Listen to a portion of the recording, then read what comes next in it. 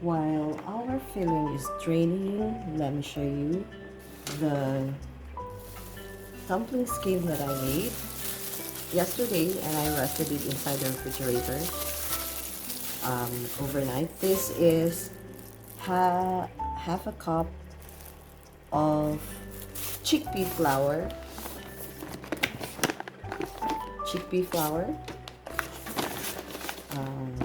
and 1.5 cups of all-purpose flour. So you can also use red lentil flour, and quinoa. But the quinoa, you have to process it to make flour out of the quinoa, and that's what I'm going to do because I already have the chickpea flour dumpling skin, which I prepared yesterday. For one small portion, you can use just half a cup of the specialty flours like the lentil, the chickpea, and the quinoa, and then use 1.5 cup of flour. But you can make a bigger batch, just double the amount, since you can use the dumpling skin also as a noodle in your dumpling soup. So let's make a double batch.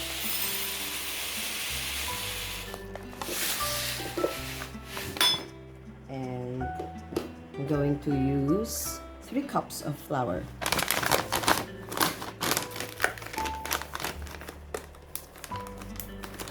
If you want, you can also use quinoa and red lentils, quinoa and chickpea, or chickpea and red lentils.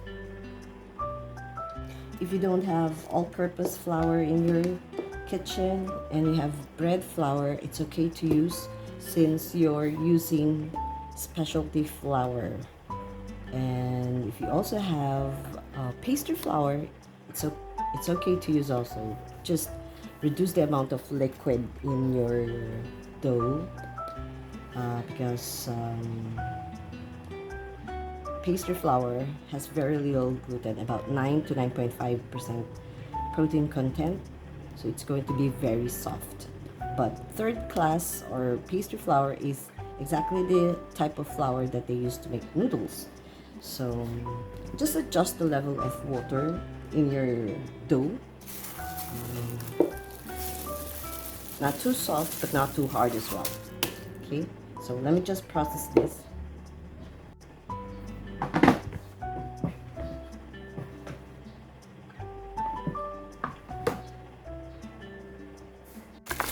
I decided to use some red lentil flour into the quinoa dumpling skin or noodles.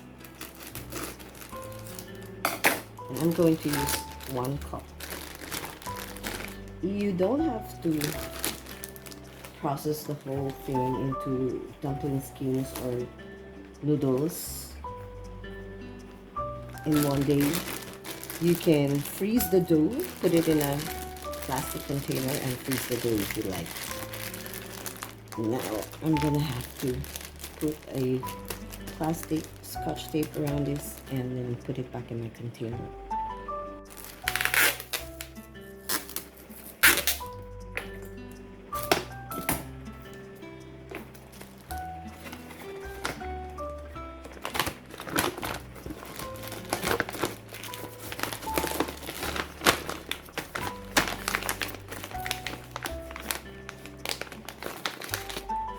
Put it back.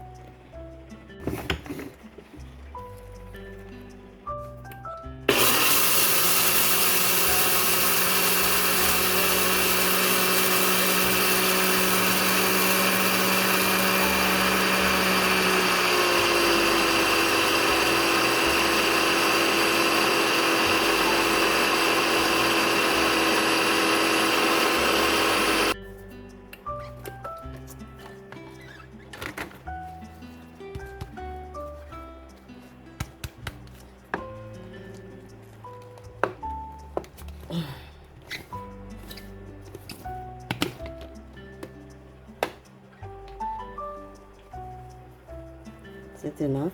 I think I'm going to put it back again.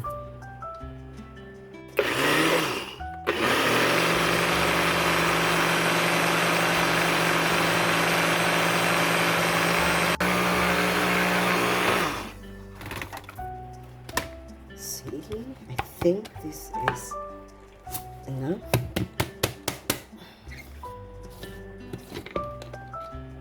Yep, it's super fine now. So I'll just add this to my red lentil and flour mix.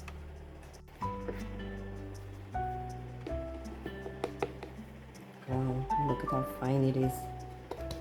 See, quinoa is a superfood. It's considered as a superfood. I'll use put some water in here so that I can get the rest of the quinoa flour. I will add 1.5 teaspoon. Oh no, just 1 teaspoon of salt will do. Maybe a little bit. 1 1/4 teaspoon of salt. 1 egg. Wait, before I add egg, I'm going to mix this first.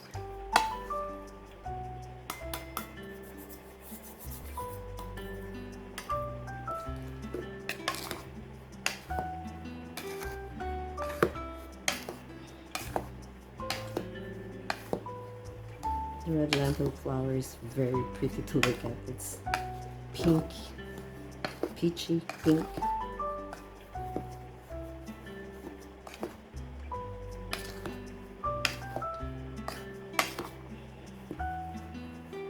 Make a well in the center. Add the egg. You can use 2 eggs if you like, but I just like to use water and a little bit of egg.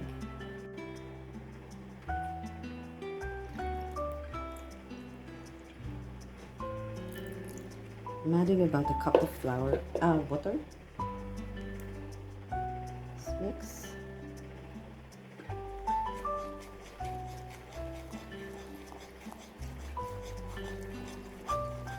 Use a KitchenAid with the dough attachment if you like. This is so easy to make, so you don't have to just use your hands. A little bit more. And how much water to use depends on the feel of the dough. So I basically just wing it.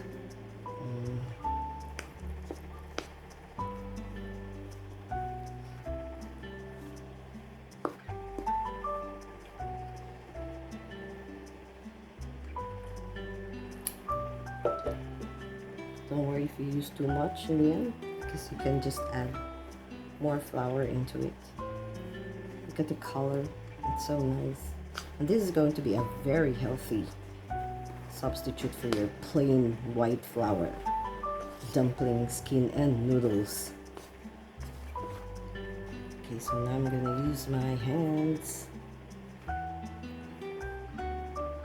Remember, don't forget, you can use, since all the specialty flours that we're adding have no gluten in them, you can use bread flour. Don't worry, it's not going to be stiff.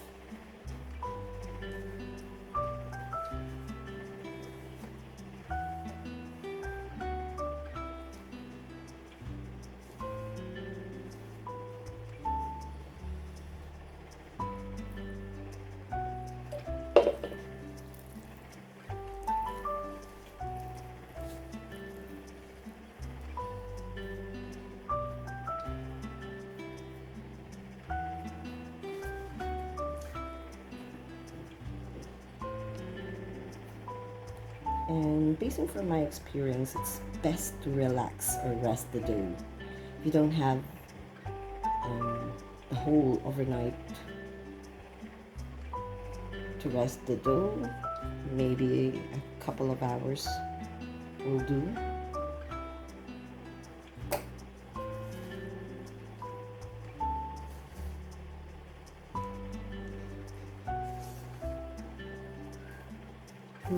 You'll be able to tell how much water your dough is when you're using your hand. And see, I can feel the dough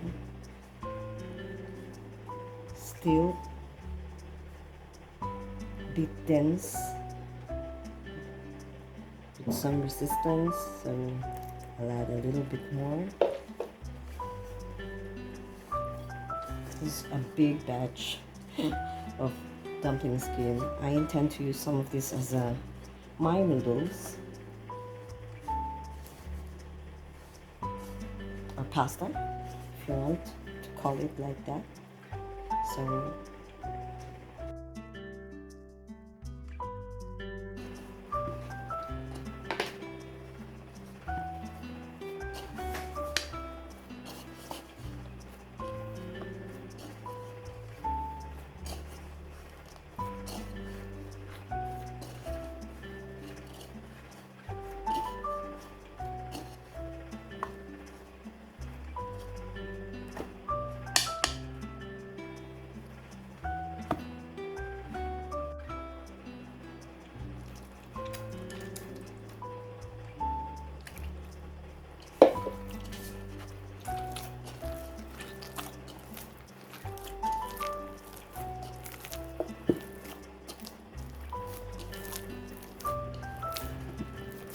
So if you compare it with a bread dough, this is going to be a stiff dough. Okay, and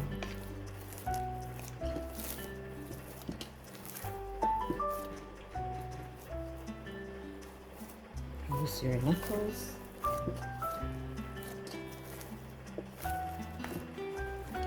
And that's it. I'm going to cover this and let it rest. I think I'm just going to use maybe a quarter of this batch and then put the rest in my refrigerator. I'm going to use half of this and a little bit of this.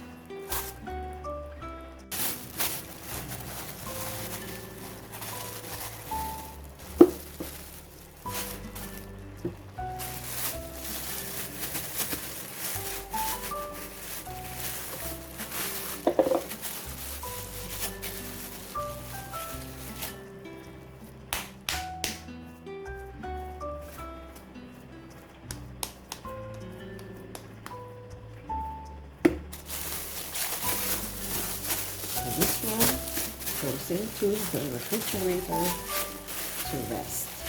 Or if you don't plan to use it right away or the next day after, you can put it inside your freezer.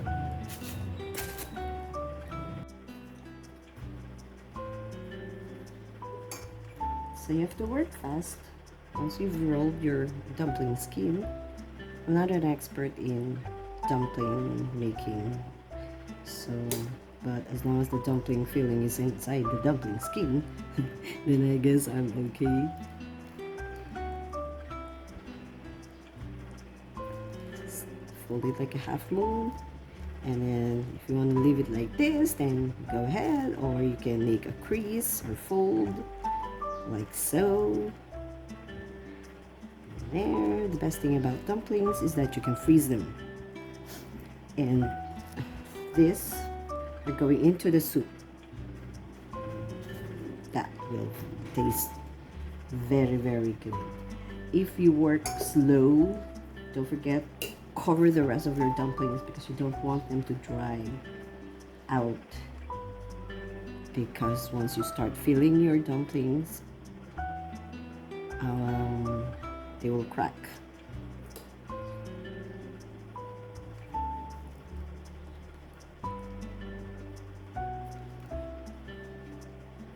Dumplings are very filling, especially if you have vegetables and chicken or fish. I've done this with tofu and chicken. Okay, now this is a little bit thick, so I'm going to roll it again and show you how I use this. If you're going to use this, make sure that your dumpling skin is a little bit bigger than the mold, because there's a hollow center and that's where your filling goes, of course. but when you fold it, it's going to get shorter. So let me just show you.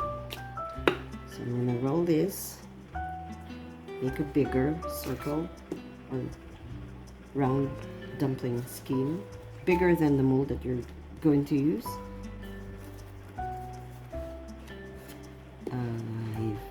I don't normally use a mold when I make dumplings because it's just an added task. Although if you want to make it pretty, then you can go ahead. See that one? That's bigger. So you put your filling, drained filling at the center, not too much. And then spread it like that, and then fold like, see, this is just way too like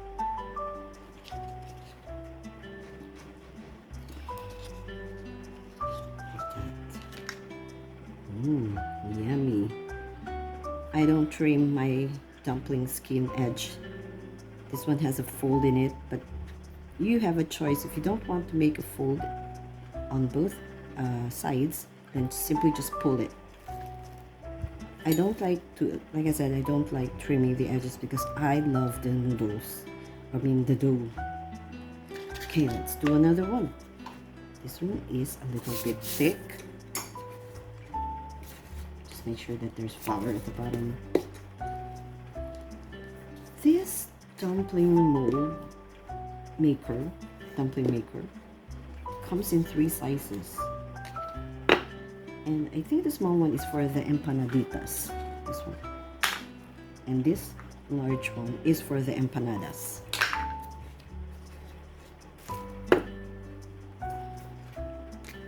But the material that they use is very flimsy. I feel like it's going to break on me.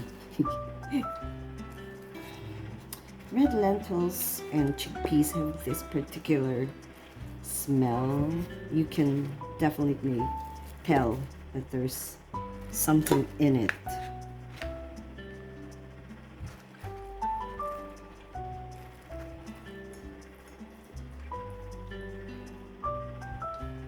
See the carrots?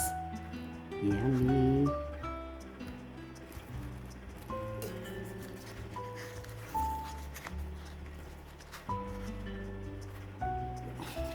So if you don't like this thing showing out from your dumplings, just cut it. But like I said, I don't. I just leave it like that.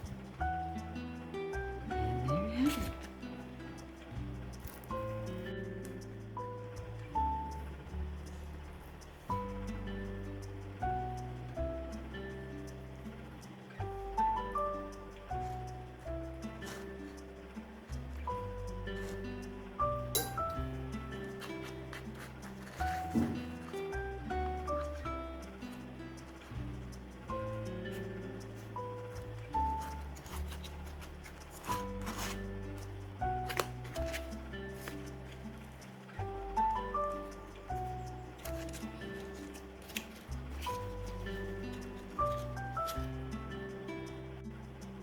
This is how thin you want your dumpling skin to be.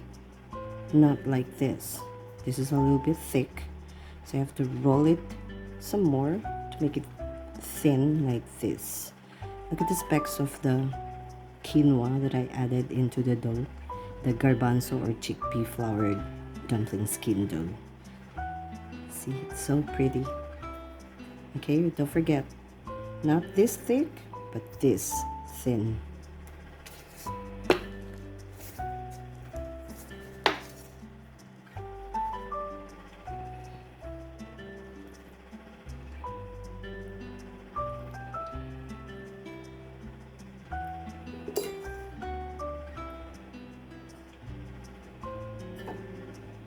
Starting to get dry, that's why I'm putting some water onto the sides.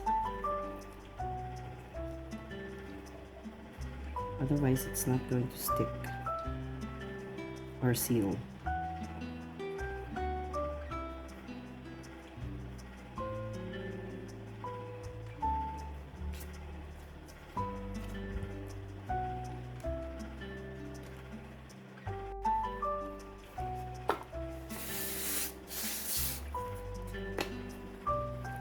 To make a marbled look, I'm gonna grab some of the quinoa dough that is starting to relax. See, I just love the look of this. It has a little bit of a texture to it, but I don't mind really. Don't forget to put it inside your plastic because you don't want it to dry out. So I'm gonna create a marble type of dumpling skin and noodles. This is going to be delicious.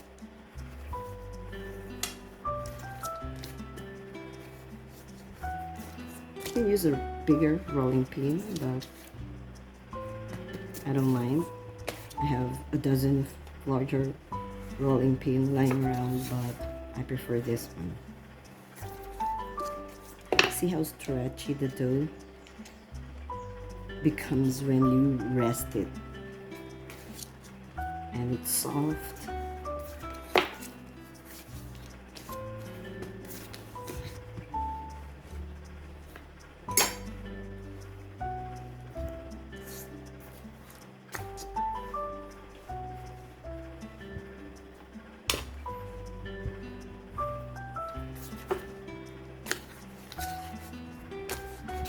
Last night I used some of the dough to make a quick sujebi or hand torn soup.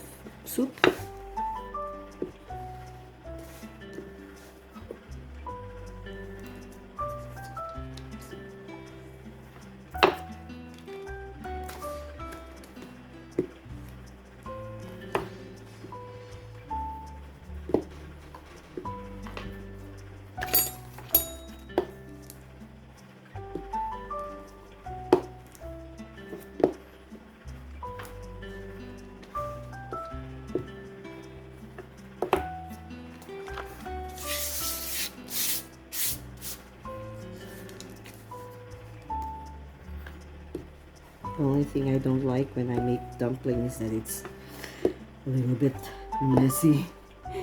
Messier than when you make breads or big cakes. But although you don't have that many dishes to wash compared to when you're baking cakes. But, well, you want to eat some, you make some. Make sure that it's going to lift. Oops, sorry. That. I think it's still a little bit thick. And like really, really thin.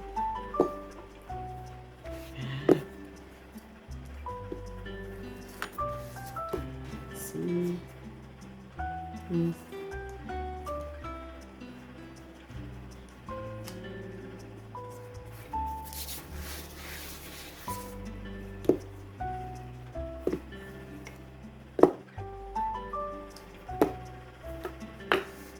Okay, let's cut.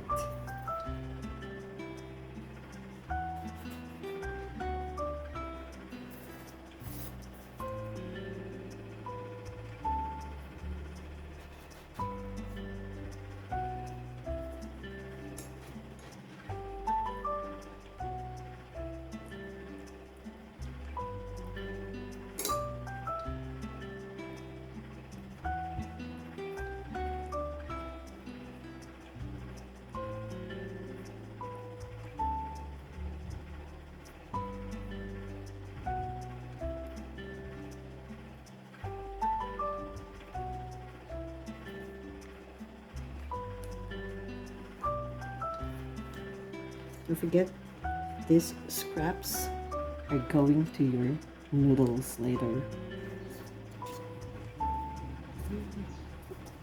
And that's it.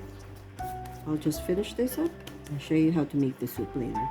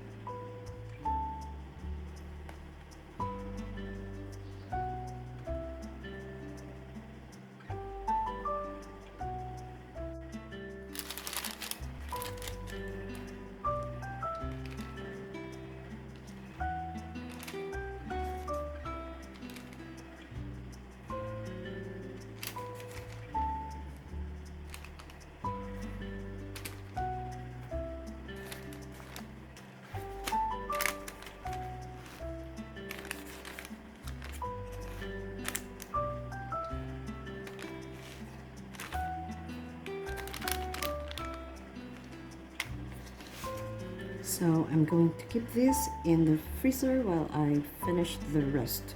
I think I have two more batches of this. Make sure that there's a layer of greaseproof or wax paper in between each layers, or the dumplings will stick to each other. So off to the freezer it goes.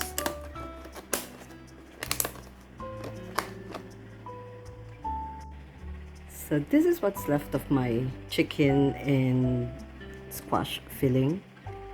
I left some. I'm going to saute some garlic and onions and add this to the soup base with the strained liquid at the bottom, because that has a ton of flavor in it. And I probably have some 2/3 of the dumpling skin slash noodles in the freezer. I ran out of the filling, so let me just drink some tea while I take a break. And this is going to my dumpling soup. I think half of it I'm going to steam and half will go to my soup. I will steam the whole thing, everything, and then add them into my soup. Some of these are going into the soup as well, half of it. When it's dry, it's going to be hard, like so, like a regular pasta noodle. And you can just store it in the refrigerator, covered in an airtight sealed container. See, this is the quinoa, and this is the chickpea flour dumpling skin slash noodle. So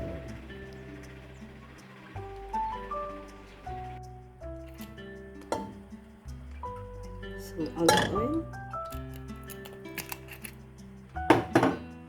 lots of garlic,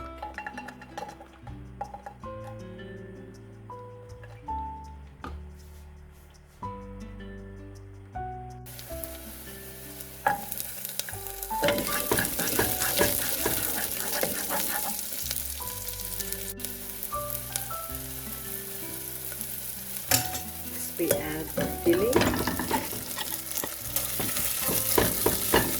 the chicken and squash filling. Okay, I'm also adding some chickpeas. Don't forget to put your strained juice from the filling later. Some pepper. Lots of pepper. And fish sauce, sesame oil if you like, but you can use pink Himalayan salt if you don't want to use fish sauce.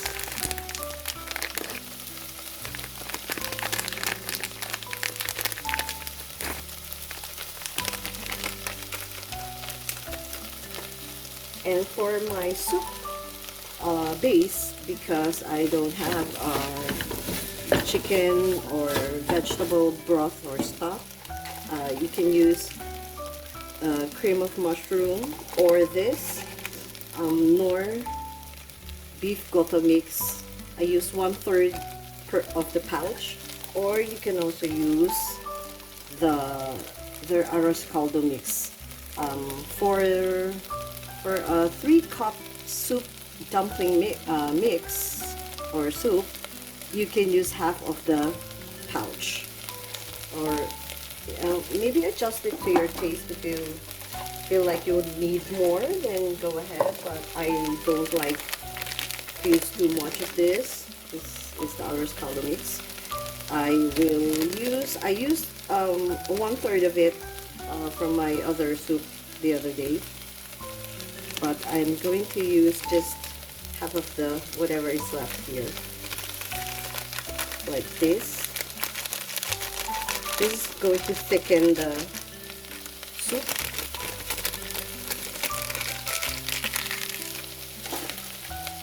And then I'll add the broth, whatever I strained from the filling a while ago, and some water, and then let it boil. Okay, so my soup is there. I'm going to let it simmer slowly, and then add the pasta or the dumplings skin leftovers. I'm steaming some of the dumplings, and then I'll add it here later, and then put some scallions, chives, and parsley from the garden. Any greens that you like, you can add, and then season it to taste. If you don't like to steam your dumplings for the soup, you can lower down the heat and simmer it gently if you want to skip the steaming part. But I suggest that you steam your dumplings because it's just going to make them sturdy enough to eat later. Okay, so that's it.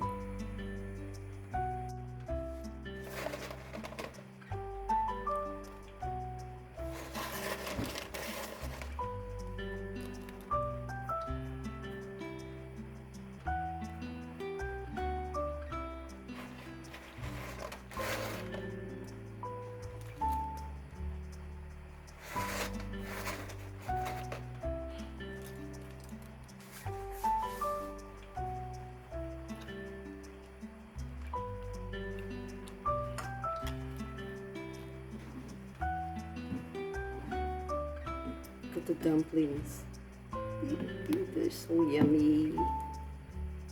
Gently stir it. You don't want to look at the pumpkin.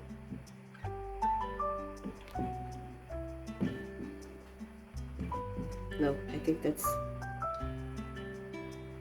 a carrot.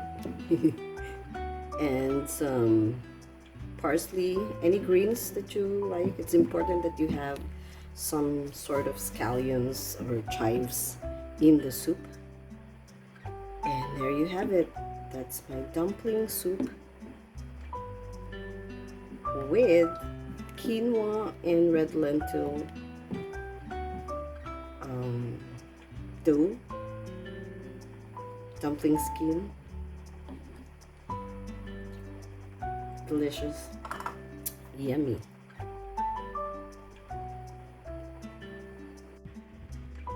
Here's the dumpling soup made with quinoa, red lentils, and garbanzos flour with all-purpose. I have some tea here. My stomach is growling because it's 1:45 and I started this around 9:30 a.m. And I'm going to have lunch. Hope you try this, guys. It's very, very good. So this is the filling for the mandu or dumpling. Um, it's 2 cups of chicken breast, 2 cups of squash or pumpkin, and then half a cup each of scallions or chives, parsley, garlic, onions, and carrots. And then I just used my food processor and processed the whole thing. I didn't like a very mushy filling, so I left the squash and the carrots still with some texture. So if you can see, they're not totally processed. You can still bite onto the squash. Another thing that I add here is if I have some firm tofu, chop the tofu. Do not put it in your food processor. Chop the tofu and then put it in a muslin cloth or a cheesecloth and then squeeze the water out. That's what the Koreans do, at least what I saw on TV. And then another thing, if you have a ripe kimchi, strain or drain the water or the juice, chop and then squeeze the juice. Unless you want the flavor of the kimchi to be inside your filling, then you can add a little bit of the juice. I am straining the liquid off the vegetable and chicken filling because it's hard to feel the dumplings if your filling is very watery. I also added a little bit of cornstarch, and for that portion, 2 cups chicken, 2 cups squash, I added 2 whole eggs, but that made the filling very watery again, so I think you should just use 1 egg. And then half a cup of flour, or maybe you can use cornstarch or potato starch if you want. Another thing that you can add, if I have some fresh mushrooms, I will add mushrooms into this filling. You can get rid of the chicken if you don't like the chicken. Just use mushrooms. Chop the mushrooms or put it in the food processor. Process it together with the squash and the carrots. What else? You can also use chickpeas if you like this, boiled chickpeas or garbanzos. You can add it into your mix and process it. Just make sure that you don't process it too finely or it'll be very mushy and not appealing to eat. You can also use fish instead of chicken if you like. And so this is our filling. Then season it with salt and pepper. Or if you like, add some sesame oil and use pink Himalayan salt. It's very good. And if you live in Asia, you can add a little bit of chicken or beef seasoning cubes. Don't forget, the juice that you're straining will go to the soup later on. So this is why I'm straining it directly into the sauce pot.